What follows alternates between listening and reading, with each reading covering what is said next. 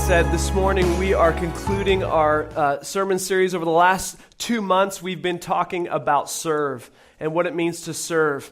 And so in this series, we've been looking at how God has gifted you to serve, how God has called you to serve, how what it looks like to serve like Jesus.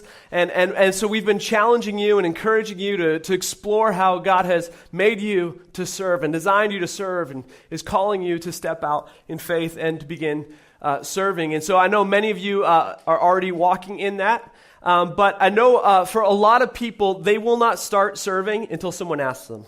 That's the reality of it. A lot of people will not volunteer until someone personally asks and says, will you do this, or will you help in this way or that way? And so I'm just going to make a general ask right now that if you have not started serving yet, and if Beachpoint Church is what you call home, if this is your home church, and yet you have not found a way to begin serving yet, let me make that ask right now. Would you begin to serve?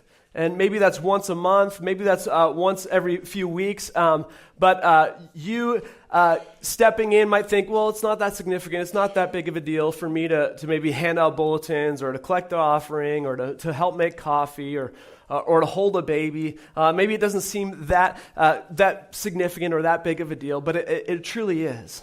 And we're inviting you into service, into being a part of something that's bigger than yourself. We're inviting you to be a part of a church family and to help out with something that is bigger than yourself, and being a part of something that God is using to transform people's lives and their hearts. God is using to transform marriages and families. God is using to shape parents in the way that they parent their kids, and you get to be a part of it. God is inviting you into that. So I want to encourage you to jump in and to be a part of serving. And so today, as we conclude this series, I want to share a message about the heart that we're called to serve with. The heart that we ought to serve if we're going to serve like Jesus. And so in 1 Corinthians 13, it's one of the most famous passages in the Bible. It's one of the most beautiful passages in the Bible as well, and it's often known as the love passage. Okay, it's a love passage, and we love this passage, and we often read it at weddings. It's read at weddings oftentimes, and so you might have heard this before at a wedding. And yet, in fact, the context of the passage is that it wasn't intended for a wedding. Now, I'm not mad. I'll read it at weddings at times, so it's not bad to read at weddings because the content of it is what love is, and it's applicable in marriage. But the context that Paul is writing to, the author who wrote the letter to the Corinthians, he's writing to a dysfunctional church. And he's speaking into this dysfunctional church that is having problems with the spiritual gifts, the giftingness that God had given the people. And he's wanting to infuse their serving with love. You see, we've spent in this series 2 weeks on the chapter before this, 1 Corinthians chapter 12. We took 2 weeks to look at that chapter and how God has uniquely gifted you, and how we have a diversity of gifts, that you are not the same as the person sitting next to you, that you have things that you are good at that they are not good at, and vice versa, and that we need one another, and that we need to be a body together, and the eye can't say to the hand, I don't need you, and the foot can't say, I'm not needed because I'm a foot. And so all of these things are the fact that this church was thinking that, hey, I have this spiritual gift. I have this way that God has gifted me, and so I am better than the person sitting next to me. And so in the midst of that kind of dysfunction going on in the church, Paul writes, and he sticks a chapter in between 1 Corinthians 12, which we looked at for 2 weeks, and then 1 Corinthians 14, which continues talking about these spiritual gifts. There's 1 Corinthians 13 wedged right in the middle there, which is all about love. It's all about the heart that we ought to serve with when we use our gifts. And so in it, Paul teaches us this big idea. If you're a note taker, you can write this down. It's this, that godly service is motivated by selfless love. That godly service, that if we're going to serve one another, if we're going to serve the community around us in the way that God wants us to, it's motivated by a selfless love, other person-oriented love. The word for this, the Greek word for it is agape, love. And agape is this Greek word that there was multiple words that could be used. They had other words for love. We just have the word love, but there was other types of love. There was multiple words in Greek to be used for love. And the early Christians began using the word agape, which it already existed in secular culture, but it wasn't used that frequently. But what we see is in the New Testament, the word agape is used 116 times. And the author Paul, who wrote much of the New Testament, he uses it 75 times, the word agape for love. And this type of love is this selfless love. It's a type of love that's other-oriented, that sacrifices for the sake of the other. This is the type of love that is focused on the beloved, the recipient of the love, and not simply the giver of the love. And our serving ought to be done with that same type of heart, that same type of love. And that's what we see in this 1 Corinthians passage, this famous passage about love. And so I want you to turn there with me right now, 1 Corinthians 13. And we're going to dive deeper into this passage together this morning. 1 Corinthians 13, it's on page 800 in the blue Bibles. Actually, we haven't handed those out yet. So if the ushers can grab some Bibles, I forgot to do that, I apologize. If the ushers could grab some Bibles, and they're going to come down the aisles. If you don't have a Bible with you, you don't have the Bible app, just raise your hand, and they will pass a Bible to you. And so I will give a moment as they are passing those out. We've got some Bibles over here. Page 800 in those blue Bibles. You can turn there with me. I'm going to dive into the first 3 verses, and then hopefully you can catch up with us. And what we're going to see is that Paul is speaking to these Corinthians who are boasting about their gifts, boasting about their giftedness, boasting about how talented they are. And Paul's going to challenge them with this stark truth, beginning in verse 1. It says this, "If I speak in the tongues of men or of angels, but do not have love, I am only a resounding gong or a clanging cymbal. If I have the gift of prophecy, which is to hear from God and to share that with others. If I have the gift of prophecy and can fathom all mysteries and all knowledge. And if I have faith that can move mountains." So these are some pretty impressive things. He says, "But do not have love, I am nothing. If I give all I possess to the poor, I give away all of my belongings, all of my finances, and I give over my body to hardship, that I may boast, but do not have love," Paul says, "I gain nothing." Let's pause right there. And what we first see here, if you're taking notes, is this, that selfless love is greater than gifting. The selfless love is greater than gifting. That this agape love is more significant, is more meaningful, is more impactful than how talented you are or how gifted you are. The Corinthians thought very highly of themselves because of the gifting that they had, these spiritual gifts that they had. And so Paul says that without love, it's not only unimportant, these gifts, that they're lesser than love, but that it's meaningless. It's nothing. He says that you may be able to speak in the tongues of angels or of men, and people will be like, wow, this is really impressive. And yet he says, it's just like a resounding gong or a clanging cymbal. Now think about it. What is a gong or a cymbal? What do they have in common? As you strike them, there's no melody in them. Okay, there's no melody in them. And so without having other instrumentation, without having other drums, a cymbal by itself is just noise. Okay, without other drums, without other music to add to it, it's just simply noise. And I know anyone who's a drummer here is like, oh, they don't want to hear that, right? You hear, what do you call a person that hangs out with musicians? A drummer. Oh. Sorry, Tim's not going to play the back set now. Just kidding. All right. But without the rest of a drum set, without the rest of the band, a cymbal by itself is just noise. There's no melody in it. And what Paul is saying is, no matter how gifted you may be, without love accompanying it, it's just noise. Your gifting is just noise without love. There's no value to it. Now, you might be thinking, well, hey, the gifting devoid of love can still make an impact. Maybe you've seen it before, someone who didn't really have a whole lot of love towards people, but they were gifted, they were talented, and it seemed to make an impact. But it's kind of like this. Imagine that you have a $50 bill or a $100 bill. Actually, does anyone here have a $50 bill, $100 bill? Can you hold it up? Anyone? No shame if you got one. Do you have one? You mind pulling that out? I'm dead serious. Do you mind bringing that up here?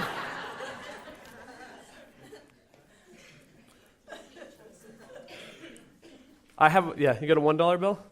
$1 bill? Okay, we're gonna go for this big one. Do you mind bringing it up here? Can we give a hand as she walks up here? What do we got here? All right, this is a $100 bill. Thank you so much.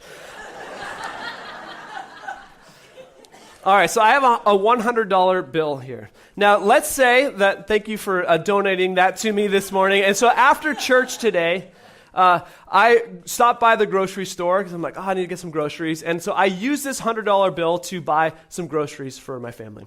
Well, I give that to the grocery store, and the owner of that grocery store takes this $100 bill, and later on today, he pays an electrician who comes and fixes some lights at that grocery store. The electrician takes this $100 bill, and he, on his way home, stops by Chevron, and he's got a big truck, and so he fills up his truck, and he uses his $100 bill to pay for some gasoline to fill up his tank of gas.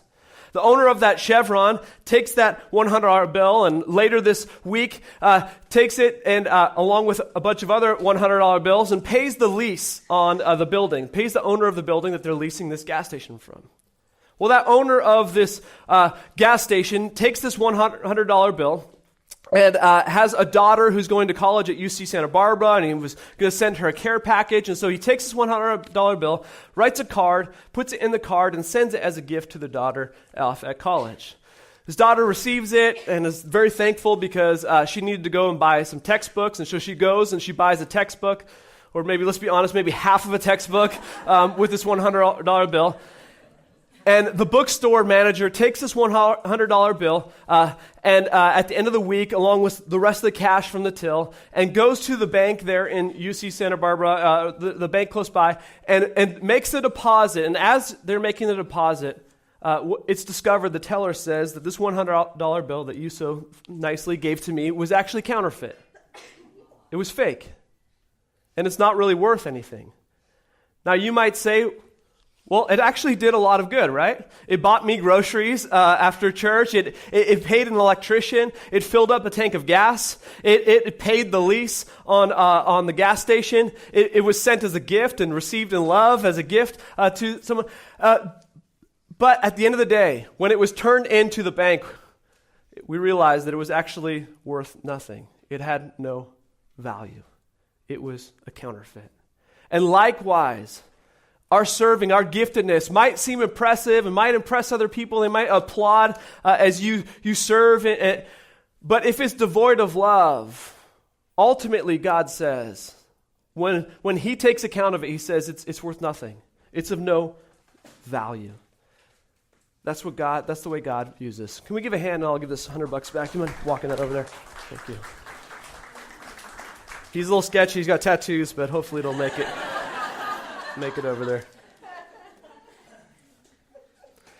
Let me ask you, will you combine your gifting, your talents, all that God has made you to be, will you combine that with a selfless love? Will you combine that with a love for others, this agape love that we're talking about? Will you let your gifts and your talents be motivated by, fueled by a selfless love for others? You see, selfless love is greater than gifting. Selfless love is greater than gifting. But then the question might arise, well, what is this selfless love? Like, can you describe this love to me a little bit more? And so Paul dives into that. And essentially what Paul's going to say in these next verses is, here's what love looks like. Verse 4, love is patient. And maybe God was working on your patience this morning when you're finding a parking spot. Love is patient. Love is kind. It does not envy. It does not boast. It is not proud. It does not dishonor others. It is not self-seeking. It is not easily angered. It keeps no record of wrongs. Love does not delight in evil, but rejoices with the truth. It always protects, always trusts, always hopes, always perseveres. You see, what we see here, if you're taking notes, is this, that selfless love reveals itself in action. The selfless love, this agape love, it's more than just an emotion. It's more than just a feeling. More than a feeling, right? It's an action. It shows itself. Maybe a better way to say it is that this selfless love isn't just felt, it's seen. It's seen. You could describe it with adjectives. because it's seen. You can describe it with these verbs of what it does because it's seen. It's shown through action. It shows itself through what it does and what it doesn't do. This selfless love is more than a feeling. It's more than emotion. It's actually seen through your life. And so that's why we see these words of patience, kindness, of protection, trust, hope, and perseverance. Now, I got to admit, when we read through this part of the passage, to me it often can kind of sound obvious and ordinary and like blah, blah, blah, love, these characteristics. But as I think about it, like, does this describe my life? Does this describe my love? Because I would say, and I think most of us would probably say, if someone asks, like, are you a loving person? You're like, yeah, I'm a loving person. And why would I say that? I don't know, because I feel like I'm a loving person, right? It's like because inside I have warm and fuzzies for other people that I care about, and so I must be a loving person. But what Paul is saying is, here's what love looks like. It can be seen. And so I want to personalize this and make it a little bit more relevant for us. And to do that, I want us to insert our name into it and to personalize it and kind of make it pop a little bit more. And so we're going to insert our name in it. And so for me, it's 1 Corinthians instead of 1 Corinthians, 1 Corinthians 13, 4 through 7. And so what we're going to do here is, and I'll give you an example, is insert your name. So verse 4 is, Ken is patient. Ken is kind. And what I want us to do is we're going to read through this passage together, but I want you to insert your name, and we're going to say it out loud and personalize this. Okay? So on 3, put your name in the carrier. 1, 2, 3, let's go. Ken is patient. Ken is kind. Ken does not envy. Ken does not boast. Ken is not proud. Ken does not dishonor others. Ken is not self-seeking. Ken is not easily angered. Ken keeps no record of wrongs. Ken does not delight in evil, but rejoices with the truth. Keep going. Ken always protects, always trusts, always hopes, always perseveres. Now, as we read that, there's a little sting to it, right? Because it's like, yeah, it's not fully true, is it? I want that to be true of my life, but that's not an accurate description of who I am, and my guess is for you as well, that we don't live that out 100%. Is your life marked by this selfless love that shows itself, that reveals itself in action? And if not, we might be the most gifted person, we might be the most talented person, but Paul says it doesn't make a huge impact in the end, that it's worthless, it's meaningless, it's nothing. And Paul then shows us why this is true. Why our gifting without love means nothing. He explains it this way, and you can write this down if you're taking notes, that selfless love is eternal. Selfless love is eternal, while gifting is temporary. That this agape love is endless, it's eternal, it has no end. But our gifting, our talents, they will come to an end. And that's what he dives into beginning next in verse 8. Read it with me. It says this, love never fails. But where there are prophecies, they will cease. They'll come to an end. They'll stop. Where there are tongues, they will be stilled. Where there is knowledge, it will pass away. For we know in part, and we prophesy in part, but when completeness or perfection comes, what is in part disappears. When I was a child, I talked like a child. I thought like a child. I reasoned like a child. But when I became a man, I put the ways of the childhood behind me. For now we see only a reflection as in a mirror.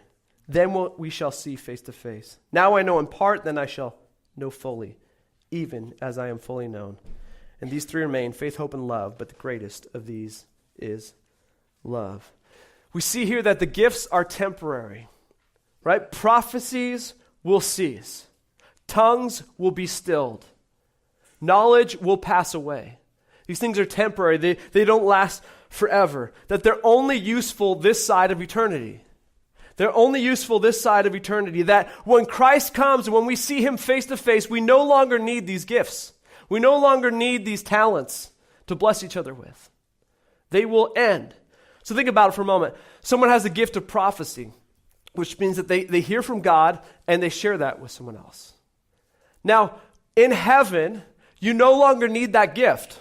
Why would I, let's say, Kathy, that you have a gift of prophecy. Why would I need to go to you and say, hey, what is God saying? When Jesus is right there face to face, I just get to go to him and talk with him straight, directly. We no longer need the gifts once we see Jesus face to face. And so what he's saying is that these are temporary. It's only for this present age.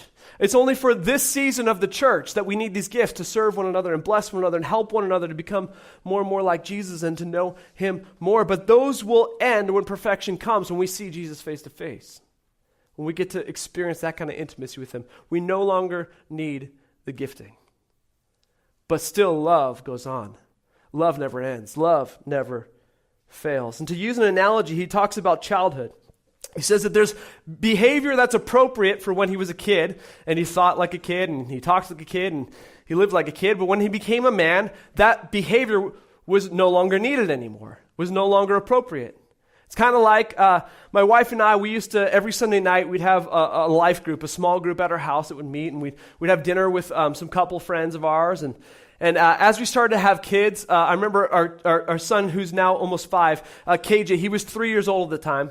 And so after dinner, we put the kids down for bedtime, and then we'd sit around the couch with our friends, our life group, and ask, how can we pray for one another? And so we'd have this adult time to be able to talk while our kids were sleeping. Well, I remember one time we heard the pitter-patter of kids' footsteps coming down the hall. And so KJ was 3 years old at the time, pitter-patter down the hall, and we're having this adult conversation, this deep talk about prayer, and all of a sudden, KJ comes around the corner, buck naked, okay? No clothes on, and he thought it was the funniest thing ever. Just starts laughing, starts doing his naked dance, and then runs back to his room, right? Now, it was funny. We all busted up laughing, thought it was hilarious. And as parents, you try to discipline in the midst of it. You're like, don't do that. You're like dying laughing. And so it was hilarious. But that's funny, and that's appropriate behavior for a 3-year-old. Now, if the same thing happened that I laughed and came running down the hall and did my naked dance, everyone would leave my life group, okay? And I would no longer be the pastor at this church. Because what was appropriate and funny for a 3-year-old is not appropriate and funny for a 33-year-old. And so I had to put my childish ways behind me. And likewise, what he's saying is what's appropriate for this season of the church's life, the gifting that God has given us, we aren't going to need in the future anymore. And so instead of measuring and seeing how, like, puffing our chests up of like, I'm amazing because look at my giftedness and look at how talented I am, Paul's speaking to the Corinthian church and saying, no, that's not the measure of greatness. But rather, are you serving one another with love? What's the heart that you're using in your service? What's the heart that's fueling your giftedness? Because the gifts and talents are temporary. They will end, but love will continue on. Love continues on through eternity. Love never ends. Love never fails. And in fact, where in verse 8 it says love never fails, literally what it means is that love never collapses.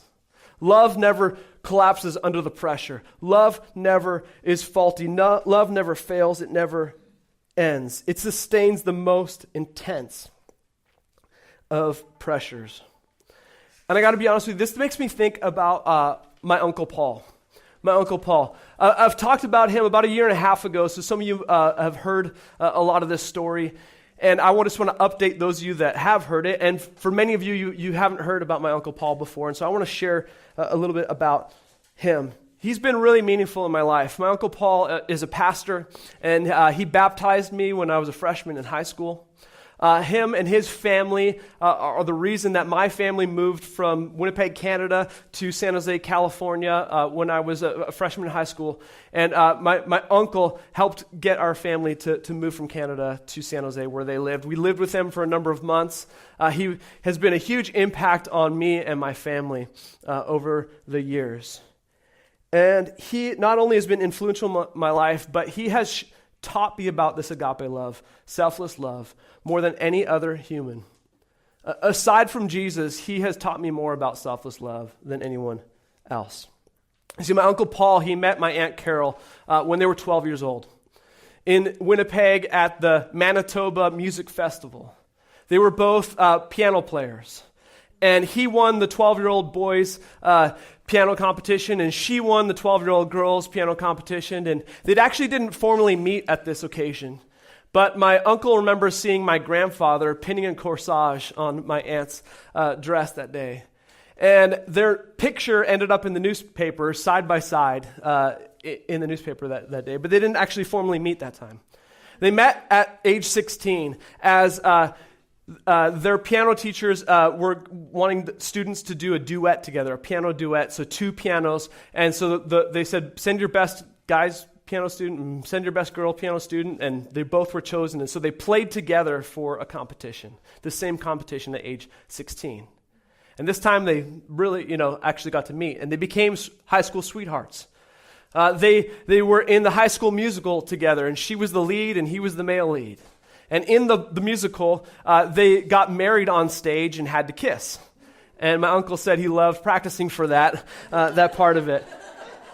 And so they became high school sweethearts, and at the age of 20, they got married on June 21st, 1969. And my uncle has served in ministry his entire career. He's been a worship pastor, he's been an associate pastor, executive pastor, a lot of different roles. And he currently serves as a pastor at a large church in San Diego. And throughout the years, my aunt, amazing piano player, would play piano, and my uncle would lead worship, and they would work together in ministry. My aunt Carol, she was phenomenal at teaching. She had a radio show, a Christian radio show that she would teach on weekly.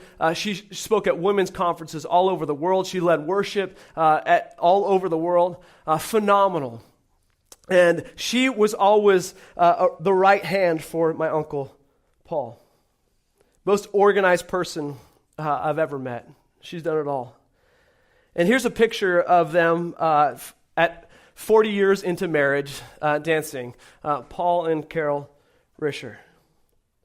But about 6 years ago, we began to observe some changes in my aunt's behavior.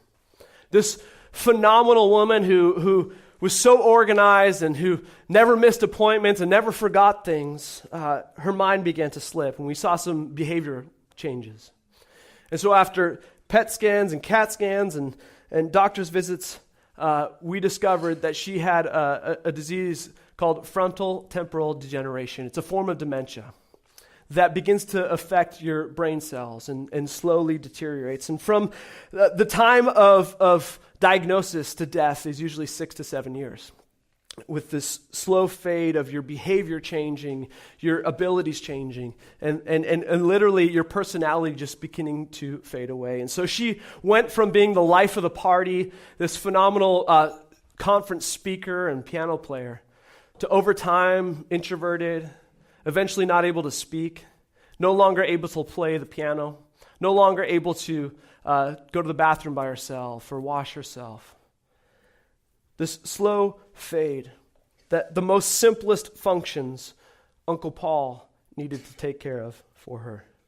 And my uncle, through this, he worked a full-time job as a pastor and then went home and worked a full-time job as a caregiver for Aunt Carol. And 4 years into the sickness, 4 years into the caregiving, he wrote these words. The vows we shared 46 years ago included the words, in sickness and in health. He said, we have had 42 years of incredible health, and now we've faced 4 years of devastating sickness. I can't complain, though.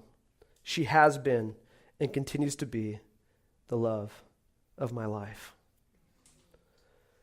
Paul has looked beyond her sickness, looked beyond her needs, and spent 6 years loving and sacrificing and getting nothing in return. And yet he loved her and cared for her in his loving, sacrificial arms. And this last year, she passed away as he held her. She breathed her last breath. You see in this that love never fails, that love never ends, that love doesn't collapse under the pressure. And you see, you and I You're not going to be remembered. Your legacy will not be measured by the greatness of your gifting, but rather by the generosity of your love, of this love that does not end, this love that does not collapse under the pressure of sickness, of difficulty, of life. And I thought, what if our story was that we loved one another like that? What if we loved one another with that type of agape love? That we served. Maybe it's serving someone in your 8 to 15, your neighbor, your family, someone in your life group. What if we were willing to put in 6 years that literally there was nothing coming in return other than the joy of you saying, I'm giving myself in love to this other person? What if we loved like that? I'm telling you, the legacy of our lives will not be measured by the greatness of your gifting. It's going to be measured by the generosity of your love. To be honest with you, 100 years from now, no one's going to remember my sermons. In fact, probably 100 minutes from now, most of you will forget this sermon today. But those of you that have had an opportunity to show love to and to serve with love, you'll remember that. And for you in your life group, maybe it's serving in a life group or leading a life group or speaking into someone's life in your life group. And if it's done simply out of gifting, out of your knowledge or your wisdom, it's going to fall on deaf ears.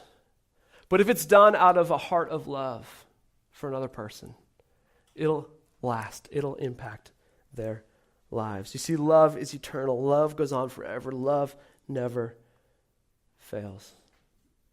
And so throughout this series, it's been our goal to help move you from maybe just being complacent of, hey, I just want to show up to church, or I just want to live my life, and God can just add in some blessings. But rather, God wants to work in your life and through your life to serve other people, to bless other people, to sacrifice for other people.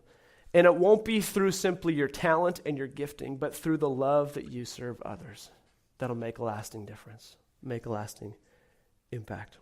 And so I want to invite the team to come up as we're going to respond together. I want to ask you this question as we close. Throughout this series, or maybe today's your first day, and it's simply today, but how has God been inviting you to grow in selfless, loving service? How has God been inviting you and challenging you to grow in selfless, loving service? And maybe God's been stirring up in your heart, hey, a need to take that first step to begin serving. Maybe for others, God has been pressing on your heart a need to press in deeper into the ways that he already has called you to serve, and you're walking in. And maybe for others, it's moving from focusing on your own giftedness and your own greatness, and rather moving the focal point towards loving and sacrificing for the other. Where's there been growth? Where's there been challenge throughout this series? And my prayer is that as we respond here today, that we would live out this love that we've been singing about, this way that Jesus has loved us, that God has loved you that way, that it's not because of your own goodness or that you're deserving of it or what you've done for him, but he loves you sacrificially. The selfless love that he's expressed to you, that we would respond with that same heart as we serve others. So would you pray with me today?